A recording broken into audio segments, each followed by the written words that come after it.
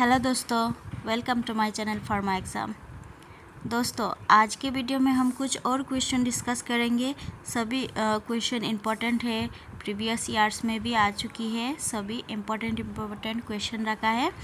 आपकी जो भी आने वाली एग्ज़ाम है, जैसे कि आपका उड़ीसा की एग्ज़ाम्स, फिर एम्स की एग्ज़ाम्स या फिर आपका जेडपी का एग्ज़ाम, जो भी एग्ज़ाम्स आ रही है उसके लिए काफ़ी इम्पोर्टेंट क्वेश्चन रहने वाली है।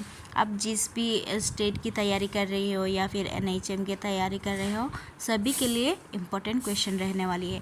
दोस्तों, इस चैनल में हम फार्मासिस्ट रिलेटेड देखते हैं, फार्मासिस्ट एग्ज़ाम की तैयारी करते हैं, क्वेश्चन आंसर देखते हैं, प्रीवियस ईयर्स के क्वेश्चंस देखते हैं। अगर आपने नए हैं और अगर आपने अभी तक हमारे चैनल को सब्सक्राइब नहीं किया तो प्लीज़ सब्सक्राइब कर दीजिए और साथ ही बेल आइकन को दबा दीजिए ताकि आपको नोटिफिकेशन मिल जाए।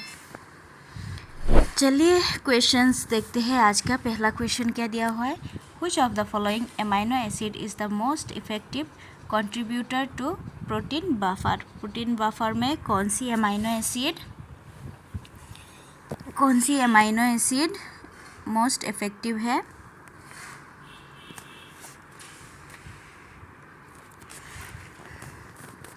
तो ऑप्शंस में क्या क्या दिया है, alanine, glycine, histidine and arginine. Answer क्या होगा?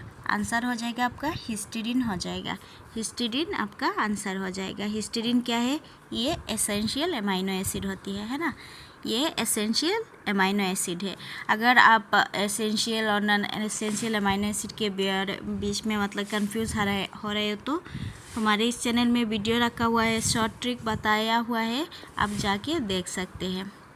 तो वो देख लेंगे तो आपका ये एसेंशियल और नॉन एसेंशियल अमाइनो एसिड का पूरा कॉन्सेप्ट क्लियर हो जाएगा और आप याद भी कर लेंगे, ट्रिक दिया हुआ है। चलिए नेक्स्ट क्वेश्चन देखेंगे। Titanium oxide is used in sunscreen product as a topical protective. The topical protective effect of titanium dioxide is arising due to one of the following property. Identify that. ये AIIMS का question है, 2018 में आया हुआ है, AIIMS का question है। तो इसका आंसर क्या होगा? ऑप्शन में क्या है? It has a high bulk density, it has a high LTF absorptivity, it has a low water solubility और it has high refractive index. किसके लिए टाइटेनियम डाइऑक्साइड आपका टॉपिकल प्रोटेक्टिव बन जाती है, इफ़ेक्टिव हो जाती है ना? तो इसमें इस क्वेश्चन में आपको ये याद रखना है, सनस्क्रीन में कौन सा एजेंट यूज़ किया जाता है। तो अगर पूछेगा तो आप टाइटेनियम डाइऑक्साइड लिख सकते हैं ना। ऑप्शन में टाइटेनियम डाइऑक्साइड रहेगा तो आप टाइटेनियम डाइऑक्साइड देंगे। तो टाइटेनियम डाइऑक्साइड को सनस्क्रीन में यूज़ किया जाता है कि किस तरह के यूज़ किया जाता है? Sunscreen product as a topical protective use किया जाता है। तो टॉपिकल प्रोटेक्टिव किस लिए यूज़ किया जाता है? टाइटेनियम डाइऑक्साइड में क्या हाई बल्क डेंसिटी होती है, या फिर हाई LTP एब्सॉर्बिविटी होती है, या फिर लो वाटर सोल्यूबिलिटी होती है, या फिर हाई रिफ्रैक्टिव इंडेक्स होती है? क्या होती है टाइटेनियम डाइऑक्साइड में? क्या प्रॉपर्टी रहती है? यस, टाइटेनियम डाइऑक्साइड में क्या रखती है? हाई रिफ्रैक्टिव इंडेक्स रहती है। हाई रिफ्रैक्टिव इंडेक्स रहती है और हाई रिफ्रैक्टिव इंडेक्स की वजह से ये टॉपिकल प्रोटेक्टिव होती है। इसमें क्या प्रॉपर्टी आती है? टॉपिकल प्रोटेक्टिव होती है। ये टॉपिकल प्रोटेक्टिव होती है। तो टाइटेनियम डाइऑक्साइड में क्या प्रॉपर्टी रहती है? It has a high refractive index. Next question देखेंगे। Historically the barks of Cinnamomum cassia and Cinnamomum xylicium differs in one of the following feature. किस फीचर से वो डिफरेंट है? दोनों सेम है, Cinnamomum cassia and Cinnamomum xylenicum, ये दोनों same है, लेकिन क्या है? कुछ एक स्ट्रक्चर के लिए, एक फीचर के लिए वो डिफर है। वो कौन सा है? ऑप्शन में क्या क्या दिया हुआ है? स्क्लेराइड्स, फेनोम फाइबर्स,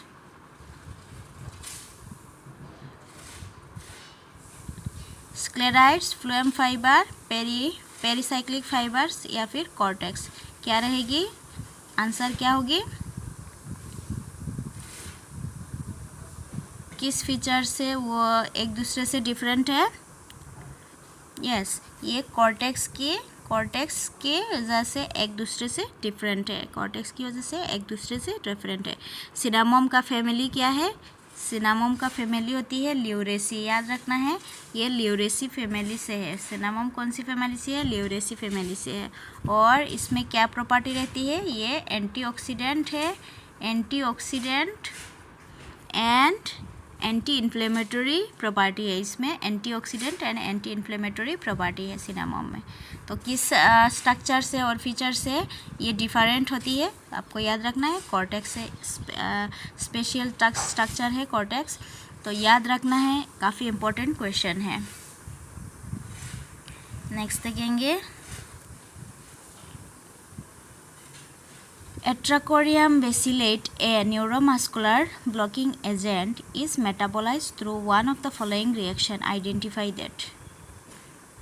ऑप्शन में क्या क्या दिया हुआ है? हॉफमैन एलिमिनेशन, हॉफमैन रीअरेंजमेंट, या फिर मिशेल एडिशन, या फिर क्लेसिन कंडेंसेशन। क्या होगी करेक्ट आंसर? Atracorium bacillate, ये क्या है? ये एक न्यूरोमस्कुलर ब्लॉकिंग एजेंट है। इसको याद रखना है आपको, इसको याद रखना है। एट्राकोरियम बेसिलेट क्या है? ये न्यूरोमस्कुलर ब्लॉकिंग एजेंट है। ये न्यूरोमस्कुलर ब्लॉकिंग एजेंट है। Metabolize through one of the following reaction, किस रिएक्शन से होती है?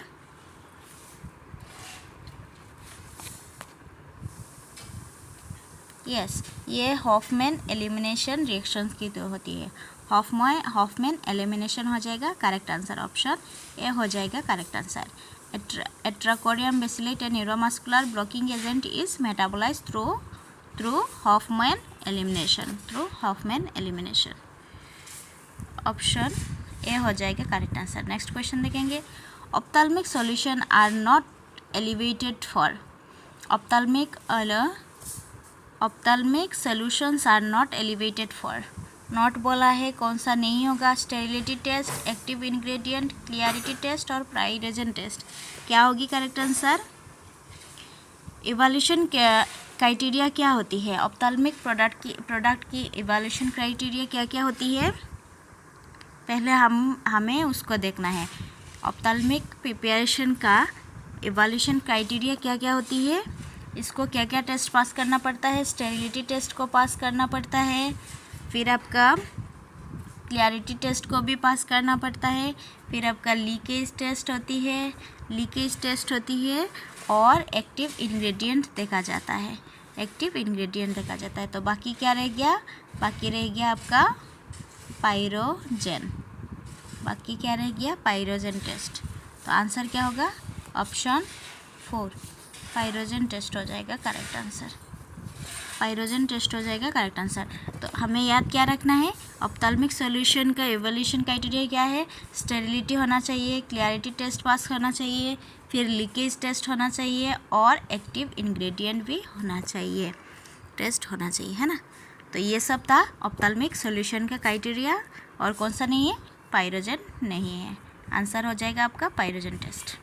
नेक्स्ट देखेंगे, Which of the following drugs tablet should be stored in closely tight container to prevent loss of potency? Loss of potency बोला है।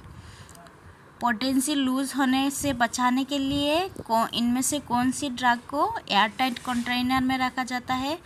Closely tight container में रखा जाता है। क्या फेनिटोन को रखा जाता है? क्या प्रोपानॉल को रखा जाता है? या फिर नाइट्रोग्लिसरीन को? या फिर इनमें से सभी को? किस में रखा जाता है? आप वीडियो को पॉज करके इसका आंसर दे सकते हो। क्या होगी करेक्ट आंसर बताइए? किस लिए पहले ये देखिए, किस लिए रखा जाता है? To prevent loss of potency को प्रिवेंट करने के लिए एयर टाइट या फिर क्लोजली टाइट कंटेनर में रखा जाता है। तो आप बताइए ड्रग कौन सी होगी? कौन सी ड्रग को रखा जाता है? क्या फेनिटोन को रखा जाता है? क्या प्रोपानॉल को रखा जाता है? या फिर नाइट्रोग्लिसरीन को रखा जाता है? फेनिटोन क्या है? फेनिटोन आपका एंटी एपिलेप्टिक ड्रग है ना, फेनिटोन एंटी एपिलेप्टिक ड्रग है। प्रोपानोलोल क्या है? ये आपका बीटा ब्लॉकर होती है। और नाइट्रोग्लिसरीन क्या है? ये वेसोडाइलेटर ड्रग है। वेसोडाइलेटर ड्रग है, इसको किस में दिया जाता है? चेस्ट पेन में, एंजाइना में दिया जाता है ना, कार्डियोवास्कुलर डिजीज़ में दिया जाता है नाइट्रोग्लिसरीन को। चलिए, हमारा क्वेश्चन क्या था? इनमें से कौन सा ड्रग है जो क्लोजली टाइट कंटेनर में रखा जाता है और जो क्या करती है? प्रिवेंट लूज ऑफ पोटेंसी को लूज होने से बचाती है। तो हमारा आंसर क्या हो जाएगा? नाइट्रोग्लिसरीन हो जाएगा आपका करेक्ट आंसर। ऑप्शन सी 3 हो जाएगा correct answer. Nitroglycerin is the correct answer. Nitroglycerin को हम क्लोजली टाइट कंटेनर या फिर एयर टाइट कंटेनर में रखते हैं। तो आपने देखा होगा नाइट्रोग्लिसरीन का वो सा डब्बा जैसा आती है, और प्रोपानोलोल और फेनिटोन ये सब स्ट्रिप में आती है ना। तो आंसर होगा आपका नाइट्रोग्लिसरीन। चलिए, नेक्स्ट क्वेश्चन देखेंगे। Azaspirodecanedione agent are primarily used in the treatment of, किस लिए यूज़ किया जाता है? Azaspirodecanedione agent obsessive compulsive disorder में दिया जाता है, सिजोपेनिया में दिया जाता है, एंजाइटी में, या फिर मेनिया में। किस में दिया जाता है?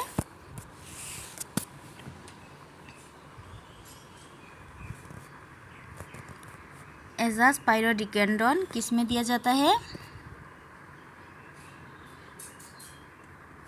यस, ये एंजियोलाइटिक ड्रग है।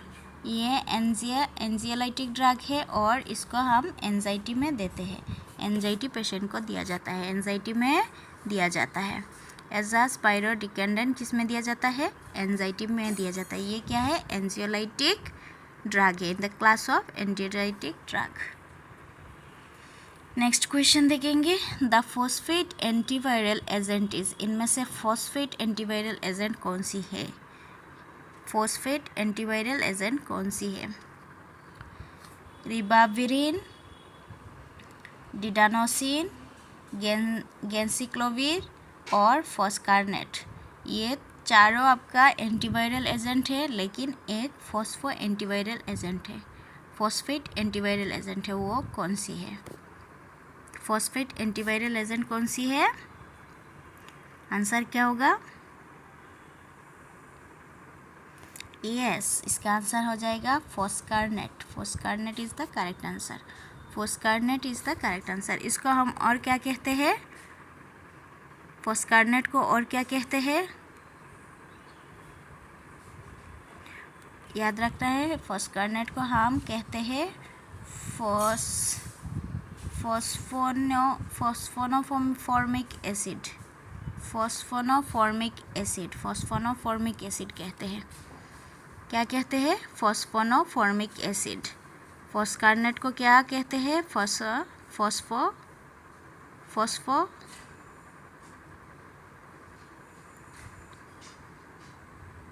फॉस्फोफॉर्मिक एसिड। इसको हम किस में यूज़ करते हैं? HIV डिजीज़ में दिया जाता है। आंसर क्या होगा? फॉस्कारनेट। ऑप्शन 4 हो जाएगा correct answer.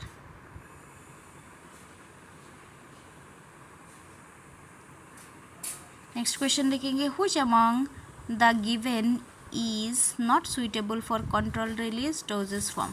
Control release doses form में इनमें से कौन सी ड्रग नहीं होती है? इनमें से कौन सी ड्रग नहीं होती? डाइक्लोफिनेक, निकोटीन, या फिर कार्बामाजेपिन, या फिर फेंटानिल। किसको हम कंट्रोल रिलीज में नहीं दिया जाता है? नॉट सुइटेबल बोला है, नॉट सुइटेबल बोला है, तो कौन सी ड्रग होगी? कंट्रोल रिलीज क्या बोला? Control release doses form. Control release हम किसको कहते हैं? मेंटेन कंट्रोल लेवल, ये कंट्रोल रिलीज डोजेस फॉर्म क्या होती है? ये क्या करती है? Maintain constant level of drug in blood and tissue for extend period of time. ये क्या करती है? कांस्टेंट लेवल ऑफ ड्रग, हमेशा कॉन्स्टेंटली ड्रग को रखती है ब्लड और टिश्यू में for extended period of time. तो इनमें से ऐसा कौन सी मेडिसिन है जो ऐसे नहीं रखा जाता है, कंट्रोल रिलीज डोजेस फॉर्म में नहीं रखा जाता है? तो इसका आंसर हो जाएगा आपका कार्बामाजिपिन। कार्बामाजिपिन को आप कंट्रोल रिलीज डोजेस फॉर्म में नहीं दिया जाता है। कार्बामाजिपिन ये क्या है? ये एंटी कन्वल्सेंट ड्रग है ना, ये एंटी कन्वल्सेंट ड्रग है, एंटी कन्वल्सेंट ड्रग है। याद रखना है कंट्रोल रिलीज में कौन सा ड्रग नहीं दिया जाता है? कार्बामाजिपिन। और कंट्रोल रिलीज डोजेस फॉर्म क्या है? ये it maintain constant level of drug in blood and tissue for extend period of time. चलिए नेक्स्ट क्वेश्चन देखते हैं। Paracetamol is a derivative of, paracetamol किसकी डेरिवेटिव होती है? ये सभी को पता है, aminophenol, aryl acetic acid, aryl propionic acid या फिर एंटीथ्राइनेलिक एसिड। क्या होगी करेक्ट आंसर? सभी को पता है, इसका आंसर होगा पैराएमाइनोफिनॉल होती है। पैरासीटामोल किससे डिराइव होती है? पैराएमिनोफिनॉल से डेरिवेटिव होती है। Para aminophenol is the correct answer. Next question देखेंगे। Isoniazid cause hepatotoxicity due to, isoniazid क्या करती है? हेपाटोटॉक्सिसिटी करती है। ड्यू टू किसकी वजह से करती है? Its metabolite acetyl hydrazine, accumulation of isoniazid in hepatic cell, its metabolized acetyl isoniazid या फिर deficiency of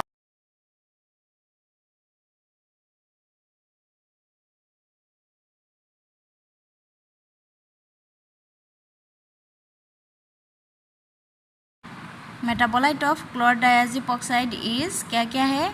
नॉरडायजापाम, ऑक्साजापाम, डिमोक्सापाम या ऑल ऑफ द एबव। क्या होगी करेक्ट आंसर? मेटाबोलाइट ऑफ क्लोरडायाजिपोक्साइड, क्लोरडायाजिपोक्साइड का मेटाबोलाइट क्या क्या है? और क्लोरडायाजिपोक्साइड ये क्या है? ये बेंजोडाइजापिन क्लास की ड्रग है। ये क्या है? बेंजोडाइजापिन क्लास की ड्रग है। और इसका मेटाबोलाइट क्या क्या है?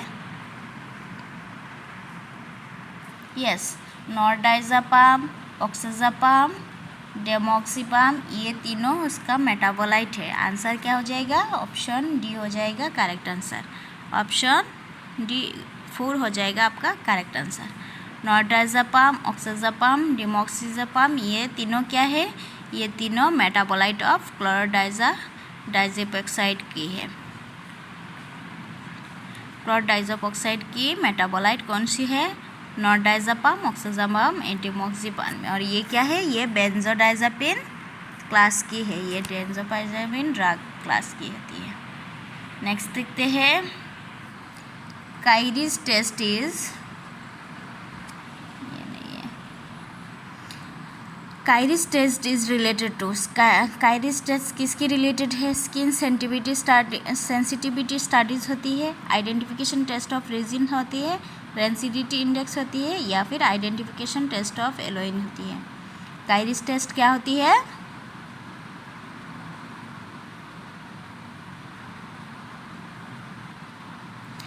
कायरीज टेस्ट क्या होती है? ये आपका early detection of oxidative product of fat and oils होती है। कायरीज टेस्ट क्या होती है? ये early detection of oxidative products of fat and oils होती है। और early detection of oxidative products of fat and oils होती है। तो oxidative products of fats and oils को हम क्या कहते हैं? क्या कहते हैं? यस, रेंसिडिटी कहते हैं। तो आंसर क्या हो जाएगा? Rancidity index. Rancidity index is the correct answer. Kreis test is related to rancidity index. याद रखना है, Kreis test is related to rancidity index. Next question देखेंगे। Syrup consist of which sugar, इनमें से सिरप में कौन सा शुगर रहती है? सुक्रोज, फ्रुक्टोज, माल्टोज या फिर ग्लूकोज। क्या रहती है सिरप में? सिरप कंटेन क्या रहती है? Yes, syrup contain sucrose, sucrose रहती है। सिरप में क्या रहती है? सुक्रोज रहती है। नेक्स्ट क्वेश्चन देखेंगे। Crystallization of sucrose is due to, crystallization किस लिए होती है? सुक्रोज में क्रिस्टलाइजेशन किस लिए होती है? लो कॉन्सेंट्रेशन के लिए, अनसेचुरेशन के लिए, या फिर सेचुरेशन के लिए, या फिर ड्राइंग के लिए? किस लिए क्रिस्टलाइजेशन होती है?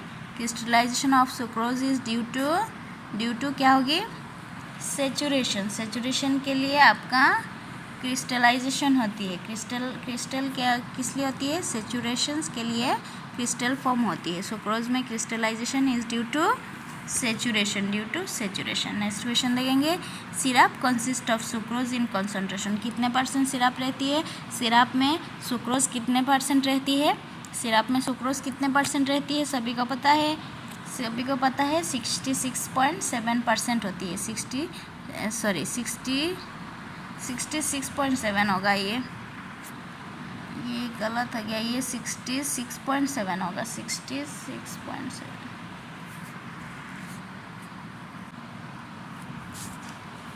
ऑप्शन बी में क्या होगा? 66.7%।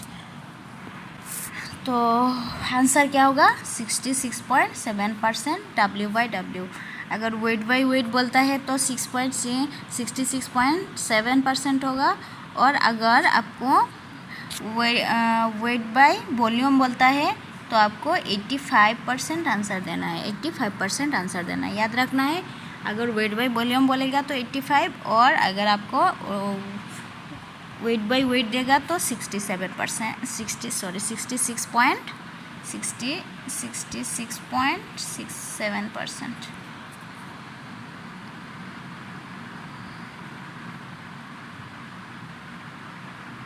चलिए नेक्स्ट क्वेश्चन देखते हैं। Aqueous iodine solution is also known as. Aqueous iodine solution को हम और क्या बोलते हैं? एक्वस आयोडीन सॉल्यूशन को हम क्या बोलते हैं? Lugol solution, Hassel solution, IOLS solution, या फिर Martin solution.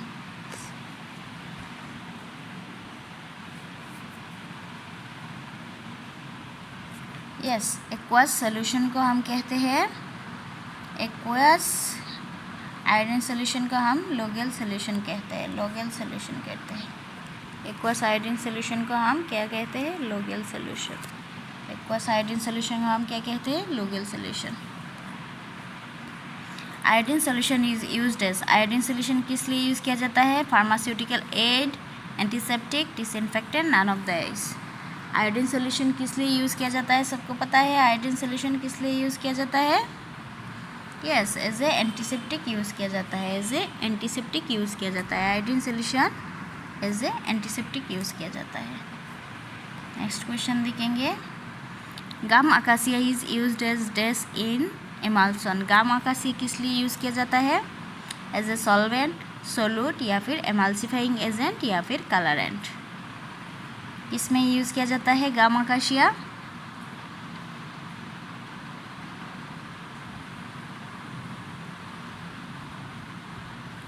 Yes, gum acacia आपका इमल्सिफाइंग एजेंट यूज़ किया जाता है। As a emulsifying agent use किया जाता है। गाम अकासिया आपका as a emulsifying agent use किया जाता है। नेक्स्ट क्वेश्चन देखेंगे। Castor oil emulsion is dash type of emulsion. Castor oil किस तरह की इमल्शन है? O/W टाइप है, या फिर W/O टाइप है, या फिर बोथ A and B है, या फिर नन ऑफ दिस है। तो कैस्टर को किस टाइप का इमल्शंस होती है? यस, कैस्टर आपका oil by water type emulsions होती है। Oil by water type emulsion होती है।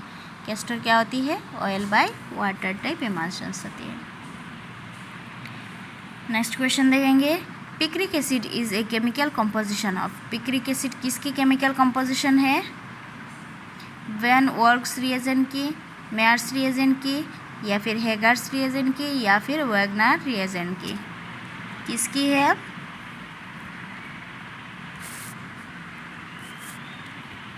ये सब क्या है? ये एल्कालॉइड्स की आइडेंटिफिकेशन टेस्ट है ना। ये एल्कालॉइड की टेस्ट है। और क्या है? एल्कालॉइड की टेस्ट क्या क्या होती है? ड्रैग एंड ड्रॉप टेस्ट होती है। Drag and drop reagent, Mayer's reagent, Hager reagent, Wagner reagent, ये सब क्या है? एल्कालॉइड की टेस्ट है।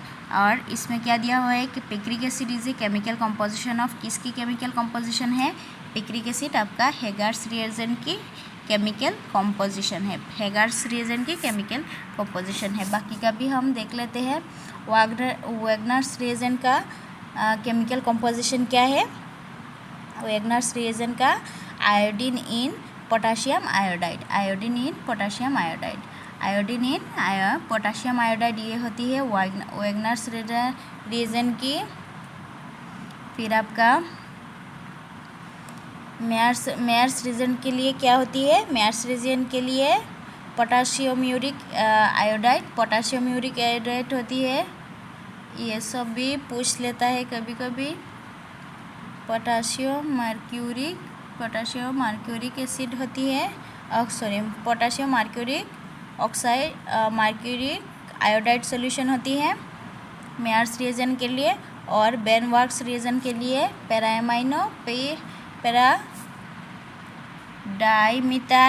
डाइमिथाइल एमाइनो बेंजल्डिहाइड होती है, डाइमिथाइल एमाइनो बेंजल्डिहाइड होती है। बेनवर्क्स रिएजेंट में क्या होती है? डाइमिथाइल एमाइनो बेंजल्डिहाइड होती है। और मेयर्स रिएजेंट में क्या होती है? पोटाशियम मर्क्यूरिक एसिड होती है। और वैगनर्स रिएजेंट में क्या होती है? Iodine in potassium iodide, iodine और पोटाशियम आयोडाइड होती है। ये सबको आपको याद रखना है। नेक्स्ट क्वेश्चन देखेंगे। The characteristic of solid substance to exhibit more than one crystalline और amorphous form is defined as, क्या कहेंगे इसको? आइसोमर्स कहेंगे, पॉलीमॉर्फिज्म कहेंगे, ज़्विटर कहेंगे या फिर कपलिंग कहेंगे? क्या कहेंगे इसको?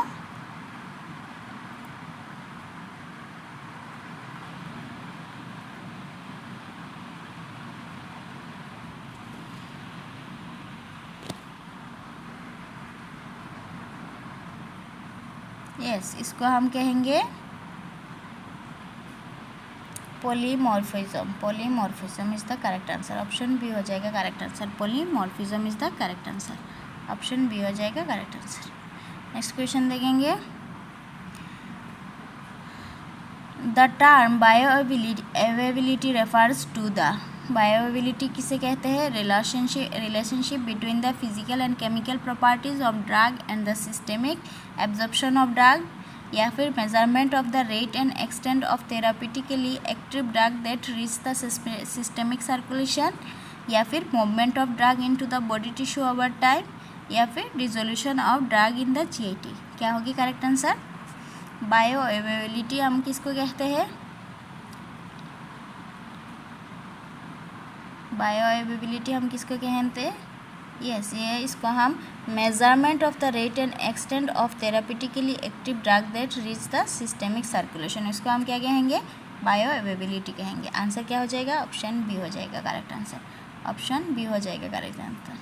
Measurement of the rate and extent of therapeutically active drug that reaches the systemic circulation, इसको हम क्या कहेंगे? बायोअवेबिलिटी। नेक्स्ट देखते हैं। क्लोरप्रोमाजिन is an antipsychotic drug possessing, क्लोरप्रोमाजिन में क्या क्या रहती है? ब्यूट्रोफेनॉन, थायोसेंटिन, फेनोथायाजिन या फिर एक्रिडिन, क्या रहती है? क्लोरप्रोमाजिन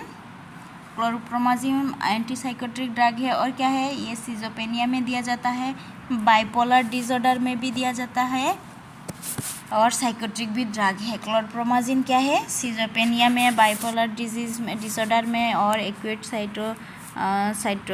साइकोट्रिक में दिया जाता है, एंटीसाइकोट्रिक ड्रग है।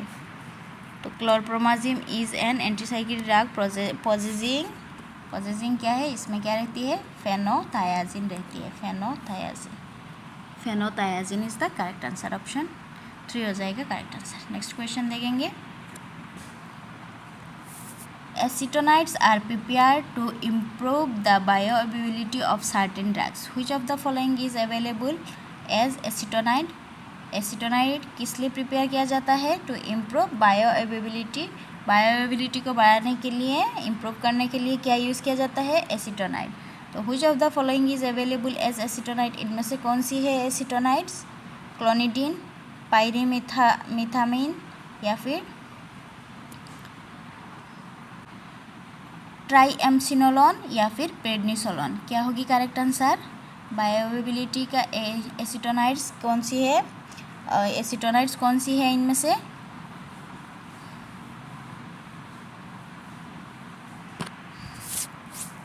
एसीटोनाइट्स क्या होती है? ये सिंथेटिक कॉर्टिकोस्टेरॉइड होती है, सिंथेटिक कॉर्टिकोस्टेरॉइड होती है। तो आंसर क्या होगा? ट्राईएम्सिनोलोन। ट्राईएम्सिनोलोन इज द करेक्ट आंसर। इसमें इनमें से एसीटोनाइट कौन सी है? ट्राईएम्सिनोलोन इज एन एसीटोनाइट। ट्राईएम्सिनोलोन एसीटोनाइट्स ये किस में यूज़ किया जाता है? ट्राईएम्सिनोलोन ये सिंथेटिक कॉर्टिकोस्टेरॉइड है और इसको हम किस में यूज़ करते हैं? Various skin disorder like eczema, dermatitis, फिर एलर्जी, फिर रैशेस में ये इसको दिया जाता है। ट्राईएम्सिनोलोन एसीटोनाइट्स, इसको याद रखना है, इम्पोर्टेंट है, पूछा है। एसीटोनाइट्स क्या है? ये सिंथेटिक कॉर्टिकोस्टेरॉइड है। ट्राईएम्सिनोलोन एसीटोनाइट्स ये क्या होती है? ये आपका स्किन डिजीज़ में दिया जाता है। Which of the following statement is false about local anaesthetic, इनमें से लोकल एनेस्थेटिक का कौन सी स्टेटमेंट फॉल्स है? लोकल एनेस्थेटिक क्या करती है? Inhibits the sodium ion pump, are weak acid, the action is prolong through current adrenaline administration, can be made more potent if combine with sodium bicarbonate solution.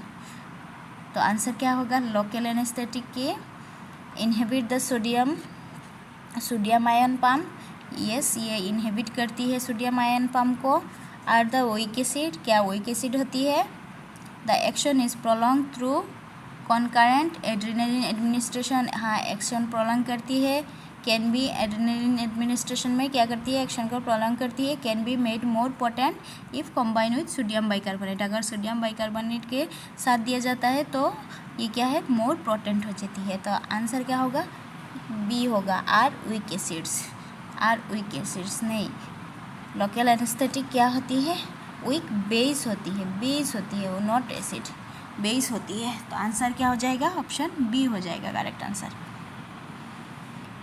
Which of the following is an anti dandruff drug, इनमें से anti dandruff drug कौन सी है? सबको पता है, सब shampoo use कर रहे हैं। तो शैम्पू में क्या रहती है? Zinc sulphate, selenium sulphide, zinc carbonate, sodium fluoride. क्या है?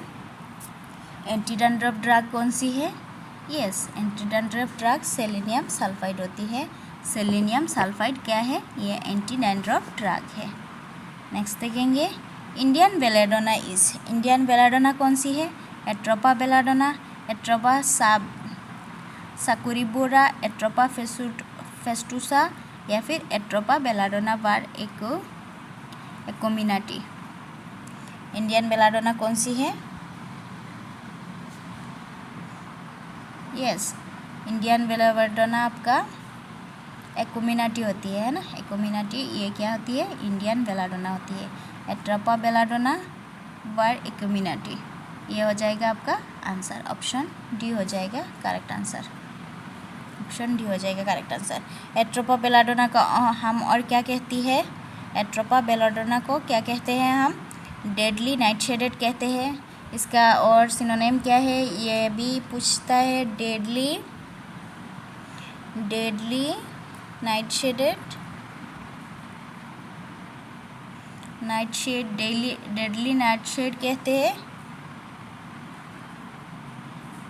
डेडली नाइटशेड कहते हैं। और फिर डेविल्स चेरीज कहते हैं, डेविल चेरीज भी कहते हैं, डेविल्स चेरी याद रखता है, पूछता है। एट्रोपा का सिनोनिम्स क्या है? डेविल चेरीज किसको कहा जाता है? तो आंसर क्या होगा? Atropa belladonna, devil cherries. और एट्रोपा बेलाडोना में क्या कॉन्स्टिट्यूएंट क्या रहती है? एक्टिव कॉन्स्टिट्यूएंट, एक्टिव इंग्रेडिएंट क्या रहती है? एट्रोपिन, हाइसिमाइन, ये सब क्या होती है? एक्टिव कॉन्स्टिट्यूएंट एट्रोपा बेलाडोना होती है। इसको याद रखना है। डेडली नाइटशेड और डेविल्स चेरीज ये क्वेश्चन पूछता है। किसको कहते हैं? बेलाडोना को कहते हैं। इंडियन बेलाडोना क्या है? इंडियन बेलाडोना एट्रोपा बेलाडोना एकोमिनाटी होती है। नेक्स्ट क्वेश्चन देखेंगे। दोस्तों अगर वीडियो अच्छी लग रही है तो प्लीज़ एक लाइक कर देना। Which of the following statement is true regarding prostaglandin?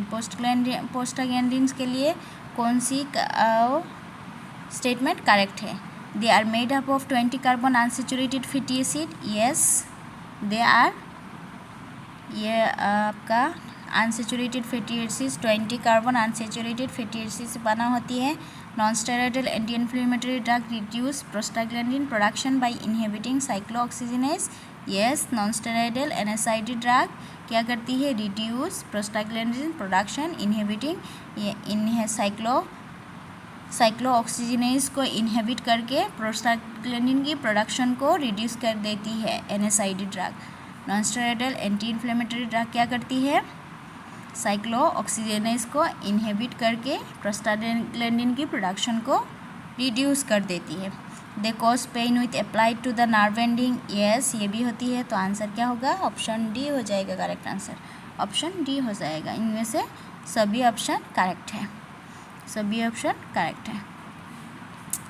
80 opium does not contain the following except. इनमें से ओपियम में कौन सी नहीं है? कौन सी नहीं है? एक्सेप्ट नहीं। इनमें से 3 नहीं है, 1 है। ओपियम में क्या रहती है? 3 नहीं रहती है। क्या बोला है? Opium does not contain the following except. इनमें से 3 नहीं है, 1 है। वो कौन सा है? दोस्तों ये है आज की लास्ट क्वेश्चन। अगर आपको क्वेश्चन अच्छी लगे या फिर आपको वीडियो के बारे में कुछ भी अच्छा लगे तो प्लीज़ लाइक शेयर और सब्सक्राइब कर देना और साथ ही बेल आइकन को भी दबा देना ताकि आपको नोटिफिकेशन मिलती रहे और अच्छी से एग्ज़ाम की तैयारी कीजिए। इसका आंसर क्या होगा? शायद आप सभी को पता है। इसका आंसर क्या होगा?